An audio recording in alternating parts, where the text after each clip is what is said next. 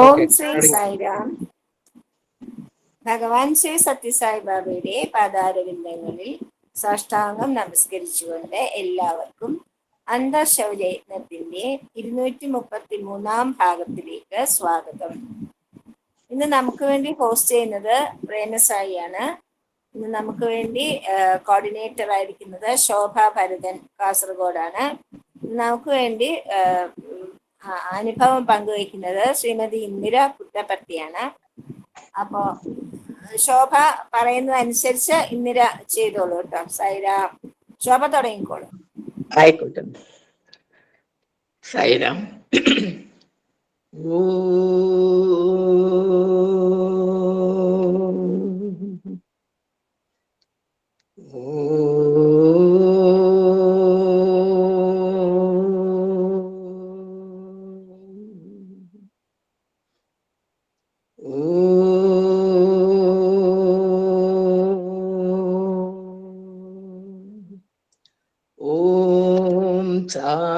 ഈശ്വരായ വിദ്മഹേ സത്യദേവായ ധീമഹി തന്നഃ സർവഃ പ്രചോദയാത്.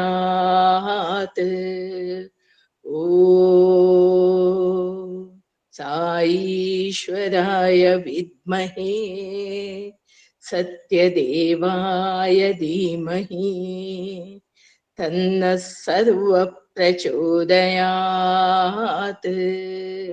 ഓം സായീശ്വരായ വിദ്മഹേ സത്യദേവായ ധീമഹി തന്നഃ സർവഃ പ്രചോദയാത്. ഓം ശാന്തി ശാന്തി ശാന്തി.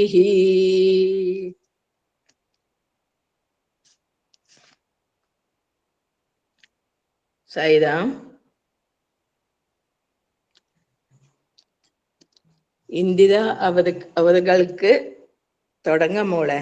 ആരാന്ന് എനിക്കറിയില്ല. പുട്ടപ്പത്തിന്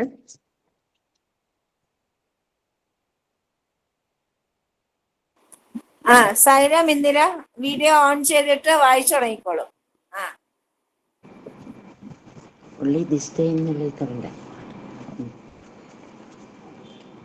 സായിരാം. ഭഗവാൻ അരുളിയ പ്രഭാഷണം വായിക്കട്ടെ. ധർമ്മം യഥാർത്ഥ അതാദ്യം വായിക്കും. എല്ലാ നാമങ്ങളും രൂപങ്ങളും ശാന്തിയുടെയും മംഗളത്തിന്റെയും മൂർത്തിയായ പരമാത്മാവിന്റെ ആവിഷ്കൃത ഭാവങ്ങളാണ്. അവിടുന്ന് സച്ചിദാനന്ദനും അദ്വൈതനുമാണ്. അവിടുന്ന് സത്യം, ശിവം, സുന്ദരമാകുന്നു. സത്യത്തെ ഉപേക്ഷിക്കരുത്. ലോകത്ത് നാം കാണുന്ന എല്ലാ ചരാചരങ്ങളും സമാധാന മൂർത്തികളാണ്. എല്ലാ ജീവജാലങ്ങളുടെയും ശാരീരിക രൂപങ്ങൾ സൗന്ദര്യത്തിന്റെ മൂർത്തിമത് ഭാവങ്ങളാണ്. സത്യം, ശിവം, സുന്ദരം എന്നിവയുടെ മൂർത്തിയായ ഈശ്വരൻ എല്ലാ മൂലകങ്ങളിലും ജീവജാലങ്ങളിലും ഏകാത്മ തത്വമായി വർത്തിക്കുന്നു. ക്രിസ്തുവിന് നൂറ്റാണ്ടുകൾക്ക് മുൻപ് അരിസ്റ്റോട്ടലിന്റെ ഗുരുവായിരുന്ന പ്ലേറ്റോ ഇത് തന്നെ പ്രസ്താവിച്ചിട്ടുണ്ട്. അദ്ദേഹം പ്രസ്താവിച്ചു, സത്യം, ശിവം, സുന്ദരം എന്നിവയാണ് ലോകത്തിന്റെ അടിസ്ഥാനം. ലോഭം ജീവിതം നശിപ്പിക്കുന്നു. സത്യമാണ് സകലതിനും അടിസ്ഥാനം. ത്രികാലാബദ്ധ്യം സത്യം. സത്യം ത്രികാലങ്ങളിലും ഭൂതം, വർത്തമാനം, ഭാവി മാറ്റമില്ലാതെ വർത്തിക്കുന്നു. ശിവം ആണ് യഥാർത്ഥ ദൈവം. വാസ്തവത്തിൽ നന്മയാണ് യഥാർത്ഥ ദൈവത്വം. മനുഷ്യൻ സത്യം, ശിവം, സുന്ദരം എന്ന തത്വത്താൽ അനുഗ്രഹീതനാണെങ്കിലും അവന് തൻ്റെ സ്വന്തം സത്യം, സൗന്ദര്യം, ശിവം ബോധ്യമാക്കാൻ കഴിയുന്നില്ല. തത്വങ്ങൾ ബോധ്യമാക്കാൻ കഴിയുമ്പോൾ മാത്രമേ അവന് മനുഷ്യത്വത്തിൻ്റെ യഥാർത്ഥ അർത്ഥം മനസ്സിലാക്കുകയുള്ളൂ. ഇന്ന് മനുഷ്യൻ വേദങ്ങൾ, പുരാണങ്ങൾ, ബ്രഹ്മസൂത്രം, രാമായണം, ഭഗവത്ഗീത, ബൈബിൾ, ഖുറാൻ മുതലായ പവിത്ര ഗ്രന്ഥങ്ങൾ പഠിക്കുന്നു. ഇവയൊക്കെ പാരായണം ചെയ്തിട്ടും അവന് ശാന്തിയും സമാധാനവുമില്ല. കാരണം അവൻ അവയിലെ ഉപദേശങ്ങളെ ജീവിതത്തിൽ പ്രയോഗിക്കുന്നില്ല, ആചരിക്കുന്നില്ല. പവിത്ര ഗ്രന്ഥങ്ങൾ വെറുതെ പാരായണം ചെയ്യുന്നതിനെ സംഭാരം കുടിക്കുന്നതിനോട് വേണമെങ്കിൽ ഉപമിക്കാം. പക്ഷേ ഭക്തിയോടെ അവയെ പ്രയോഗത്തിൽ വരുത്തുന്നത് കട്ടിയുള്ള പാൽ കുടിക്കുന്നത് പോലെയാണ്. കട്ടിയുള്ള പാലിനേക്കാൾ അധികം സംഭാരത്തെ ഇഷ്ടപ്പെടുന്നതിൽ എന്തെങ്കിലും അർത്ഥമുണ്ടോ? ആചരിക്കുക എന്നതാണ് യഥാർത്ഥ ബലം. പ്രഭാഷണം ചെയ്യുക, പ്രചരിപ്പിക്കുക, പാണ്ഡിത്യം നേടുക, ആചരണമില്ലാതെ ഇവയൊക്കെ നേടുന്നത് വെറും ആർഭാടത്തിന്, പൊങ്ങച്ചത്തിന് തുല്യമാണ്. ആചരണമാണ് പ്രധാനം, അല്ലാതെ വെറും പ്രസംഗമല്ല. കണക്കില്ലാത്ത സമ്പത്തുണ്ടായിട്ട് എന്ത് പ്രയോജനം? അവൻ അതിൽ നിന്ന് യാതൊരു സുഖവും സൗകര്യവും ലഭിക്കുന്നില്ലെങ്കിൽ, തടാകത്തിൽ ധാരാളം ജലമുണ്ടെങ്കിലും നായ്ക്ക് ജലം നക്കി കുടിക്കാനേ കഴിയൂ, കോരിക്കുടിക്കാനാകുന്നില്ല. ലുബ്ധന്റെ വിധിയും ഇതേപോലെ തന്നെയാണ്. ഇന്ന് മനുഷ്യന് എല്ലാവിധ വിജ്ഞാനങ്ങളിലും സമ്പത്തും ശക്തിയും ഒക്കെയുണ്ട്. പക്ഷേ എന്ത് പ്രയോജനം? ലോഭമെന്ന ദുർഗുണം ഈ കാര്യങ്ങളെയെല്ലാം അവൻ ഉപയോഗശൂന്യങ്ങളാക്കുന്നു. കലിയുഗ സ്വാധീനം മൂലം മനുഷ്യന്റെ ലോഭം ഇന്ന് അളവറ്റതാണ്. അവൻ തൻ്റെ സമ്പത്ത് സ്വന്തം കാര്യങ്ങൾക്ക് ഉപയോഗിക്കുന്നില്ല, മറ്റുള്ളവർക്ക് വേണ്ടിയും ഉപയോഗിക്കുന്നില്ല, മറ്റുള്ളവരുമായി തൻ്റെ ധനം പങ്കിട്ടനുഭവിക്കുന്നില്ല എന്ന വസ്തുത പോകട്ടെ, മറ്റുള്ളവർ സന്തോഷിക്കുന്നതും അവനിഷ്ടമല്ല. മൃഗങ്ങൾക്ക് പോലും പൂഴ്ത്തിവെക്കുക എന്ന മഠയത്തരമില്ല, കൊള്ളയടിക്കുക എന്ന ദുർഗുണവുമില്ല. പക്ഷേ ഇന്ന് ഈ ന്യൂനതകൾ മനുഷ്യനിൽ വ്യാപകമായിരിക്കുന്നു. ഈ ന്യൂനതകൾ ഉപേക്ഷിക്കാതെ ജപം, ധ്യാനം, പൂജ ഒക്കെ പോലെയുള്ള ആധ്യാത്മിക സാധനങ്ങൾ പ്രയോജനരഹിതമാണ്. സ്നേഹമില്ലാത്ത പൂജയും വിശ്വാസമില്ലാത്ത ഭക്തിയും ഉപയോഗശൂന്യമാണ്. ഒരാൾക്ക് യാതൊരുവിധ വിജ്ഞാനവും ഇല്ലായിരിക്കാം, പവിത്ര ഗ്രന്ഥങ്ങളിലെ തത്വങ്ങൾ കേൾക്കുന്നില്ലായിരിക്കും, അയാൾക്ക് അവയുടെ ആന്തരാർത്ഥങ്ങൾ മനസ്സിലാകുന്നില്ലായിരിക്കും. പക്ഷേ അയാൾക്ക് സ്നേഹവും വിശ്വാസവും ഉണ്ടെങ്കിൽ അതുമാത്രം മതിയാകും.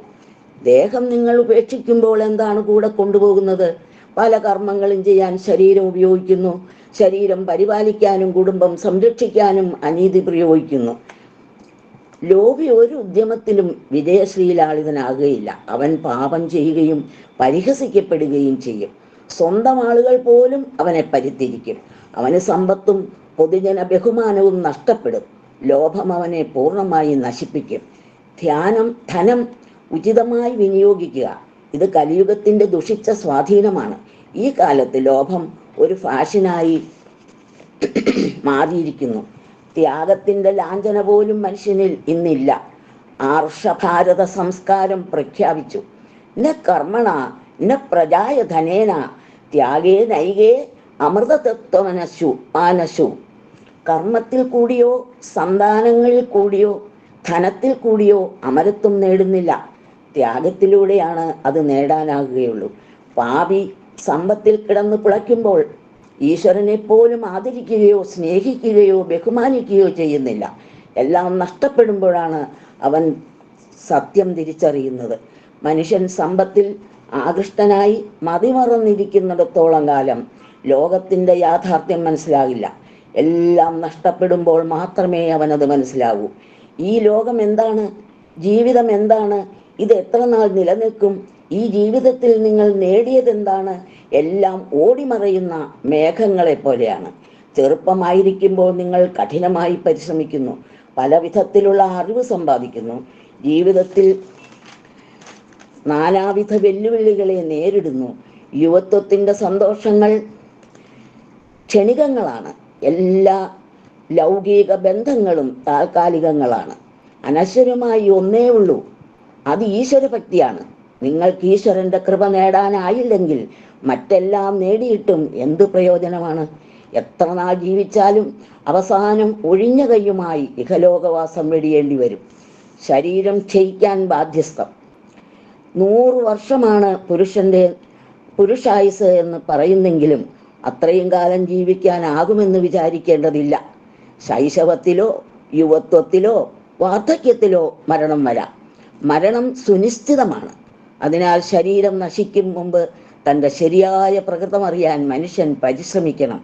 വലിയ വലിയ രാജ്യങ്ങളുള്ള അഭിമാനവും അഹങ്കാരവും നിറഞ്ഞ രാജാക്കന്മാരില്ലായിരുന്നോ? പക്ഷേ അവരൊക്കെ ഇപ്പോൾ എവിടെ? എങ്കിലും നിങ്ങൾ കഠിനമായി പരിശ്രമിക്കേണ്ടതുണ്ട്. ഒരു കുറവും വരാതെ ജീവസന്ധാരണത്തിനുള്ള വക സമ്പാദിക്കേണ്ടതായുണ്ട്. നാം ശ്വാസം ഉള്ളിലേക്ക് വലിക്കുകയും പുറത്തേക്ക് വിടുകയും ചെയ്യുന്നു. ഭക്ഷണം കഴിക്കുന്നു, കഴിച്ച ഭക്ഷണം ദഹിപ്പിക്കുന്നു, അതിൻ്റെ പിശട് വിസർജിക്കുന്നു. അതേപോലെ മനുഷ്യൻ ധനം സമ്പാദിച്ചാൽ മാത്രം പോരാ, അത് നല്ല കാര്യങ്ങൾക്കായി ചിലവാക്കുകയും വേണം. ധനം സമ്പാദിച്ച് അത് കുമിഞ്ഞുകൂട്ടി ഒളിപ്പിച്ച് വെക്കരുത്. ധനമല്ല, ധർമ്മമാണ് സൂക്ഷിച്ച് വെക്കേണ്ടത്. ധർമ്മം നമ്മുടെ യഥാർത്ഥവും സ്ഥിരവുമായ സമ്പത്താണ്. നിങ്ങൾ തിരിച്ചറിയേണ്ട സത്യം ഇതാണ്. ഒരു ഗ്രാമത്തിൽ 2 സഹോദരന്മാരുണ്ടായിരുന്നു, വലിയ ലുബ്ധന്മാർ. ധാരാളം ധനം സമ്പാദിച്ചെങ്കിലും ഒരു പൈസ പോലും ചിലവാക്കുകയില്ല. വയറു നിറയെ ഭക്ഷണം കഴിക്കുക പോലും ചെയ്യുകയില്ല. എന്തിന്? 5 മിനിറ്റിൽ കൂടുതൽ വിളക്ക് കത്തിച്ച് വയ്ക്കുക പോലുമില്ല. കൂടുതൽ എണ്ണ പറ്റിപ്പോയാലോ? ഒരു ദിവസം അവർ താമസിക്കുന്ന സ്ഥലത്ത് നിന്ന് 10 മീറ്റർ ദൂരെയുള്ള ഗ്രാമത്തിൽ ഒരു വ്യക്തി നിര്യാതനായി. അക്കാലത്തെ നാട്ടുനടപ്പനുസരിച്ച് സഹോദരന്മാരിൽ ആരെങ്കിലും ഒരാൾ മരിച്ചയാളിൻ്റെ കുടുംബത്തെ ആശ്വസിപ്പിക്കാൻ പോകണം. അതിരാവിലെ മൂത്ത സഹോദരൻ എഴുന്നേറ്റ് യാത്രയ്ക്ക് പോകാൻ ഒരുങ്ങി. വണ്ടിയിൽ പോയാൽ പണം ചിലവാകുമെന്നത് കൊണ്ട് നടന്നു പോകാനായിരുന്നു തീരുമാനം. അയാൾ അനുജനോട് വിളക്ക് കൊളുത്താൻ പറഞ്ഞു. സഞ്ചിയിൽ കുറച്ച് വസ്ത്രങ്ങൾ എടുത്തു വയ്ക്കുന്നതിനായാണ് അങ്ങനെ ആവശ്യപ്പെട്ടത്. ജ്യേഷ്ഠൻ വീട്ടിൽ നിന്ന് ഇറങ്ങിയ ഉടനെ അനിയൻ വിളക്കു കെടുത്തി, എണ്ണ ലാഭിക്കുന്നതിനായി. ഏതാണ്ട് 3 മീറ്റർ സഞ്ചരിച്ചതിന് ശേഷം ജ്യേഷ്ഠൻ വീട്ടിൽ തിരിച്ചു വന്നു. വാതിലിൽ മുട്ടി. അനിയൻ ചോദിച്ചു, ആരാണ്? ജ്യേഷ്ഠൻ പറഞ്ഞു, ഞാനാ, നിന്റെ ജ്യേഷ്ഠൻ. അനിയൻ ചോദിച്ചു, എന്തിനാണ് ജ്യേഷ്ഠൻ തിരിച്ചു വന്നത്? ജ്യേഷ്ഠൻ പറഞ്ഞു, ഞാൻ നിന്നോട് വിളക്ക് കെടുത്താൻ പറയാൻ മറന്നുപോയി. അതുകൊണ്ട് ഇപ്പോൾ വിളക്ക് കത്തിക്കൊണ്ടിരിക്കുകയാണോ എന്നറിയാനാണ് ഞാൻ വന്നത്. അനിയൻ മറുപടി പറഞ്ഞു, ജ്യേഷ്ഠ, എനിക്ക് അത്രയും ബുദ്ധിയില്ലെന്നാണോ ജ്യേഷ്ഠൻ വിചാരിക്കുന്നത്? ജ്യേഷ്ഠൻ വീട് വിട്ട ഉടൻ തന്നെ ഞാൻ വിളക്ക് കെടുത്തി. പക്ഷേ ജ്യേഷ്ഠൻ ഇത്രയും ദൂരം അതെന്നെ ഓർമ്മിപ്പിക്കാനായി അങ്ങോട്ടും ഇങ്ങോട്ടും നടന്നു.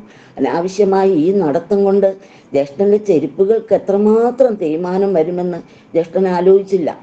ജ്യേഷ്ഠ സഹോദരൻ പറഞ്ഞു, അനിയാ, നീ വിചാരിക്കുന്നത് പോലെ അത്ര മടയനൊന്നുമല്ല ഞാൻ ചെരുപ്പുകൾ ഊരി പൊതിഞ്ഞ് കക്ഷത്തിൽ വെച്ചുകൊണ്ടാണ് ഇത്രയും ദൂരം നടന്നത്.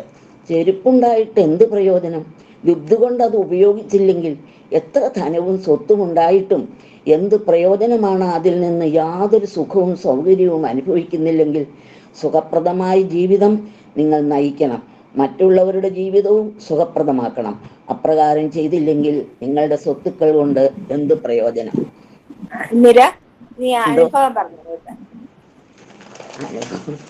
അനുഭവം കാര്യമായിട്ട് എനിക്കൊന്നും പറയാനില്ല. ഒരു കുഞ്ഞു കാര്യം പറയാം.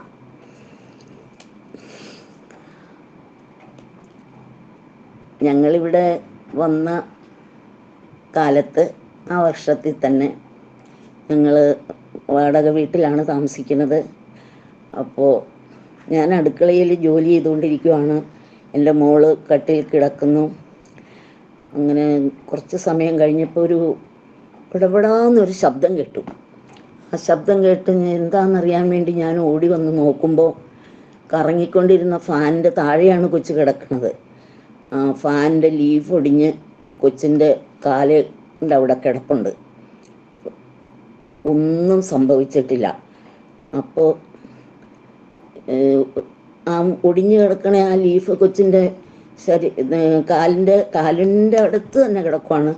അത് എവിടെയെങ്കിലും മുട്ടുവോ അല്ലെങ്കിൽ മുഖത്ത് വന്ന് അത് വീഴുവോ കുത്തി വീഴുവോ ഒന്നും ചെയ്തില്ല. അത് ഞാൻ ഒരു ഭഗവാന്റെ ബ്ലെസ്സിങ് ആയിട്ടാണ് ഞാൻ വിചാരിക്കുന്നത്. പിന്നെ എന്താ വേറൊരു കാര്യം കൂടി പറയണമെന്ന് വിചാരിച്ചു. ഒരുപാട് അനുഭവം ഉണ്ടല്ലോ, പറഞ്ഞോളൂ. അതല്ലാതെ വേറെ ഒന്നും പറയാൻ ഉദ്ദേശിച്ചായിരുന്നു. അത് മറന്നു ചെയ്യാൻ.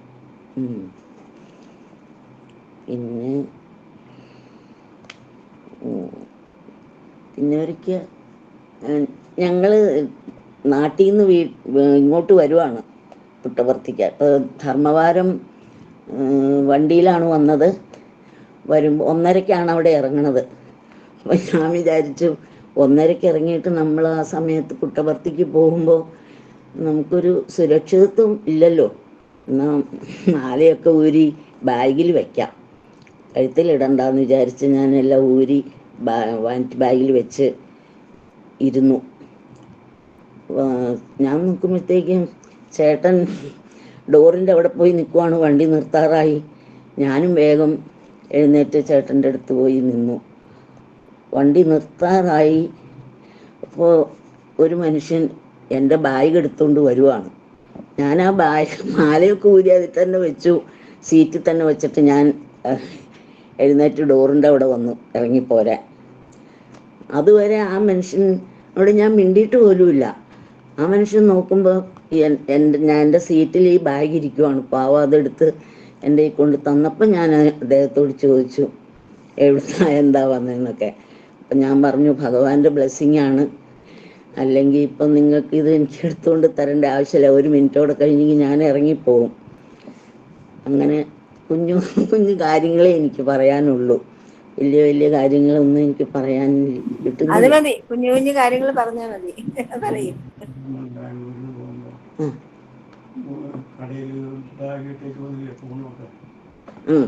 പിന്നെ ഒരു ദിവസം ഞങ്ങള് അവിടെ കേരളത്തിൽ നിന്ന് ഇങ്ങോട്ട് പോരുമ്പോൾ തന്നെയാ ഇടയ്ക്ക് വെച്ച് പിന്നെ ബസ്സിൽ ബാംഗ്ലൂരിൽ നിന്ന് പുട്ടപർത്തിക്ക് പോരുമ്പോൾ ബസ്സിൽ ഞങ്ങൾ കാപ്പി കുടിക്കാൻ ബസ് നിർത്തി കാപ്പി കുടിക്കാൻ ഇറങ്ങി. ബാത്റൂമിൽ പോയി പേഴ്സും ഫോണും എല്ലാം ആ പേഴ്സിലുണ്ട്. ആ പേഴ്സ് ഞാനിങ്ങനെ ബാത്റൂമിൽ തൂക്കിയിട്ടിട്ടാണ് ബാത്റൂമിൽ പോയത്. തിരിച്ച് ആ പേഴ്സ് എടുക്കാതെ ഞാൻ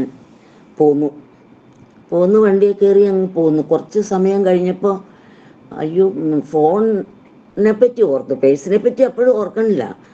ഉടനെ ഫോൺ നോക്കുമ്പോൾ ഇല്ല.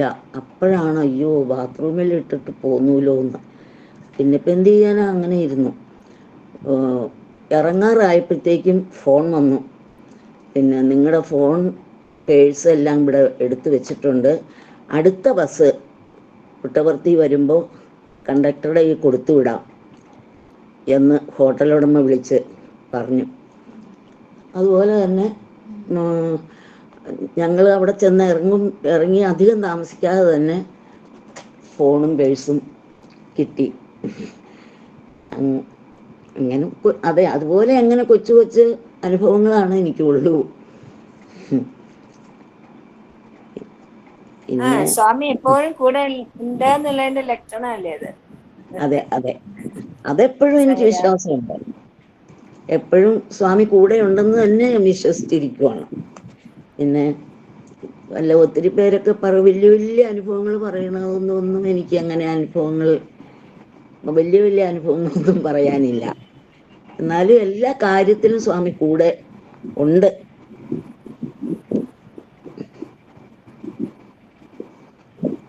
പിന്നെ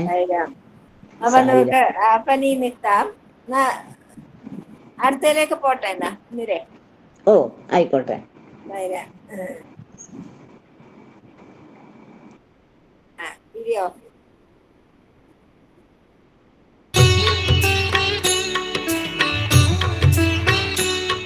మానవుడు అంటే ఏమి? What is the meaning of this word manavudu, human being? మానవ అనేటువంటి పదములకు చక్కని అర్థాన్ని తీసుకున్నప్పుడు ఈ భేదములకు ఏమాత్రం అవకాశం ఉండదు. When once we know the true meaning of this word manava, human, there will be no difference. మానవ అనగా Manava meant ఆకాశాది పంచభూతములన్నీ కూడాను ఆవిర్భవించినటువంటి యొక్క ఆత్మస్వనే మానవత్వం.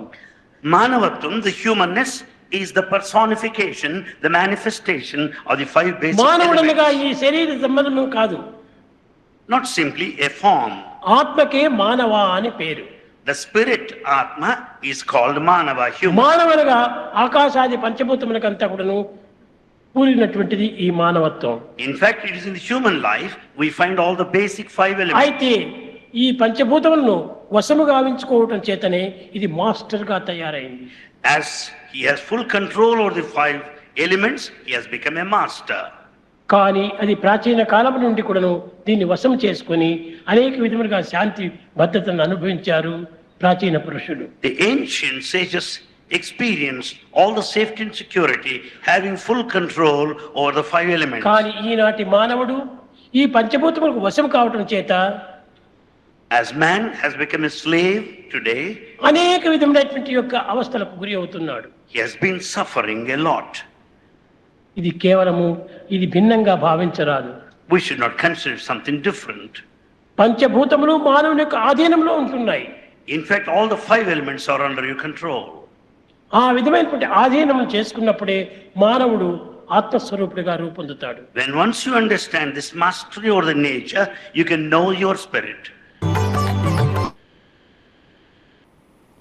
ഓം ശ്രീ സായിരാം. ഇന്ദിര സ്വയം ഇൻട്രൊഡ്യൂസ് ചെയ്തില്ല. അപ്പൊ ഇന്ദിരയെ പറ്റി 2 വാക്ക് പറയാതിരിക്കാൻ പറ്റില്ല. ഇന്ദിര എൻ്റെ വലിയ ഫ്രണ്ടാണ്. പുട്ടപർത്തിയിലാണ് താമസിക്കുന്നത്. വളരെ വർഷങ്ങളായിട്ട് പുട്ടപർത്തിയിലാണ് താമസിക്കുന്നത്. ഒരുപാട് സേവ ചെയ്തിരുന്നു. വിഭൂതി പാക്കിങ്ങിലൊക്കെ ഒരുപാട് കാലം 10-12 വർഷത്തോളം അവിടെ സേവ ചെയ്ത ആളാണ്. അതിനുശേഷം പൊടി കൊണ്ട് അലർജി വന്നുകൊണ്ടാണ് അത് മാറേണ്ടി വന്നത്. അപ്പോൾ ഇന്ദിരയുടെ കാര്യം പറഞ്ഞാല് ഭഗവാൻ എപ്പോഴും പറയും, പുട്ടപർത്തിയിൽ താമസിക്കാൻ, പ്രശാന്ത് നിലയത്തിൽ താമസിക്കാൻ ആഗ്രഹമുള്ളവർക്ക് ഒരു ടെസ്റ്റ് പാസ്സാവണം. അതിൽ 4 കാര്യങ്ങളാണ് ആ ടെസ്റ്റ് ഉള്ളത്. അതെന്താണെന്ന് വെച്ചാല് മൈത്രി, കരുണ, മുദിത, ഉപേക്ഷ. അതായത് എല്ലാവരോടും സൗഹൃദം, എല്ലാവരോടും കരുണ, എപ്പോഴും സന്തോഷമായിട്ടിരിക്കുക. നമ്മുടെ ജീവിതത്തിൽ എന്തൊക്കെ സംഭവിച്ചാലും എപ്പോഴും സന്തോഷമായിട്ടിരിക്കുക. ചിരിച്ച് എല്ലാവരോടും ചിരിച്ച് സന്തോഷമായിട്ട്. സ്വാമി എപ്പോഴും പറയും, ഒരു പുഞ്ചിരി എപ്പോഴും നിങ്ങളുടെ മുഖത്തുണ്ടാവണം. കാരണം ഒരാൾക്ക് അത് ഒരുപാട് പ്രകാശം വരുത്തും. അങ്ങനെ പറയാറുണ്ട് ഭഗവാൻ. അപ്പൊ അതാണ് സ്വാമി പറഞ്ഞത്, ജോയ്, എപ്പോഴും സന്തോഷം ഉണ്ടാവണം. പിന്നെ ഉപേക്ഷ എന്ന് വെച്ചാല് ഉപേക്ഷ എന്ന് വെച്ചാല് ഉപേക്ഷിക്കുക എന്നുള്ള അർത്ഥത്തിലല്ല, ഡിസിൻട്രസ്റ്റ്, മറ്റുള്ളവരുടെ കാര്യത്തിൽ ആവശ്യമില്ലാതെ ഇടപെടാതിരിക്കുക, പക്ഷെ എല്ലാ കാര്യങ്ങളിലും മറ്റുള്ളവർക്ക് സഹായം ചെയ്യുക. അതാണ് ഉപേക്ഷ. ഡിസിൻട്രസ്റ്റ് ആണ്, ആവശ്യമില്ലാത്ത കാര്യങ്ങളിൽ ഒരു താല്പര്യം എടുക്കാതിരിക്കുക. അതിനാണ് ഉപേക്ഷ എന്ന് പറയുന്നത്. ഈ 4 കാര്യത്തിലും ഇന്ദിര ശരിയായിട്ട്, ഇന്ദിരയ്ക്ക് മലയാളം മാത്രമേ അറിയാവൂ. പക്ഷെ ഇന്ദിര ബംഗാളിയും തെലുങ്കും പിന്നെ ജർമ്മനിയും ഫ്രാൻസും എല്ലാം സംസാരിക്കും. എല്ലാവരോടും സംസാരിക്കും. എങ്ങനെയാണ് അറിയാമോ? ഇന്ദിര മലയാളമേ പറയൂ, പക്ഷെ അവർക്ക് എല്ലാവർക്കും അത് മനസ്സിലാവുന്നു. അപ്പൊ അതിൽ നമുക്ക് ക്ലിയർ ആവും ഹൃദയത്തിന്റെ ഭാഷ. ഭഗവാൻ പറഞ്ഞു ഒരു ഭാഷയേ ഉള്ളൂ, ഹൃദയത്തിന്റെ ഭാഷ. ആ ഭാഷയിലാണ് ഇന്ദിര സംസാരിക്കുന്നത്. നമ്മള് ശരിക്കും പൊളിച്ച് നിന്ന് പോകും. ഇന്ദിരയുടെ മലയാളവും മറ്റുള്ളവരത് മനസ്സിലാക്കുന്ന രീതിയും കണ്ടാൽ. അതായത് നമ്മുടെ ആറ്റിറ്റ്യൂഡാണ്. പിന്നെ ആർക്ക് എന്ത് സഹായം ചെയ്യാനും ഇന്ദിര എപ്പോഴും തയ്യാറാണ്. എപ്പോഴും സന്തോഷവതിയാണ്. എന്തൊക്കെ ബുദ്ധിമുട്ടുകളുണ്ടെങ്കിലും ആർക്കും എന്ത് സഹായവും ചെയ്യും. ഒരാളുടെ കൈ പിടിച്ച് നടന്നു പോണോ, നടക്കും. ആർക്ക് വേണ്ടി അവരുടെ കൂടെ നടക്കും. അങ്ങനെയൊക്കെ ഞാൻ പറയേ, നമ്മള് വളരെ പറയാൻ പറ്റില്ല. എനിക്ക് ഇന്ദിരയെ പോലെ ഒരു ഫ്രണ്ടിനെ, ഒരു കൂട്ടുകാരി, ഒരു സഹോദരി എന്ന് തന്നെ പറയാം കിട്ടിയതിൽ വളരെ സന്തോഷമാണ്. ഇന്ദിരയെ പറ്റി ഇതാണ്. ഇന്ദിര ഇതിൽ പങ്കെടുത്തത് തന്നെ ഭഗവാന്റെ ഏറ്റവും വലിയ അനുഗ്രഹമാണ്. കാരണം ഇന്ദിരയ്ക്ക് ഫോണില് വാട്സപ്പ് തുറക്കാനും ഫോൺ ചെയ്യാനും മാത്രമേ അറിയൂ. അപ്പൊ മീറ്റിലൊന്ന് കയറണ ഇന്ദിര എന്ന് പറഞ്ഞാൽ അയ്യോ എന്ന് പറഞ്ഞുകൊണ്ടിരിക്കും. അപ്പൊ ഞാൻ പറഞ്ഞു, സ്വാമി വഴി കാണിച്ചു തരും, നോക്കിക്കോ എന്ന് പറഞ്ഞപ്പോ കൃത്യമായിട്ട് ഇന്ദിരയ്ക്ക് വരേണ്ട സമയത്ത് ഇന്ദിരയുടെ അനിയന്റെ മകള് വളരെ IT എക്സ്പേർട്ട് ആയ ഒരു കുട്ടിയുടെ വീട്ടിലാണ് ഇന്ന് താമസിക്കുന്നത്. അപ്പൊ പിന്നെ ഇന്ദിരയ്ക്ക് ഫോണില് വീട്ടിൽ കയറാനൊന്നും ഒരു പ്രശ്നമില്ല. അപ്പൊ ഇങ്ങനെയുള്ള എല്ലാ കാര്യങ്ങളിലും ഭഗവാൻ ഇന്ദിരയെ സഹായിക്കുന്നത് ഞാൻ നേരിട്ട് കഴിഞ്ഞ 14 വർഷമായിട്ട് കണ്ടുകൊണ്ടിരിക്കുന്നതാണ്. അങ്ങനെ എൻ്റെ കൂട്ടുകാരിക്ക് സകല ഭാവങ്ങളും നേരുന്നു. ഇന്ദിരയ്ക്ക് ഞാൻ തന്നെ പാടണം, ഈ പാട്ട് തന്നെ പാടണം. ഞാൻ പാട്ടുകാരി അല്ലെങ്കിലും അങ്ങനെ ഒരു റിക്വസ്റ്റ് ഉള്ളതുകൊണ്ട് ഞാൻ ആ സാഹസത്തിന് മുതിരുകയാണ്. ജഗദീശ്വരി ദയാ കരോ മാ, ശിവശങ്കരി കൃപാ കരോ മാ. ജഗദീശ്വരി ദയാ കരോ മാ, ശിവശങ്കരി കൃപാ കരോ മാ. സായീശ്വരി രക്ഷാ കരോ മാ, സായീശ്വരി രക്ഷാ കരോ മാ.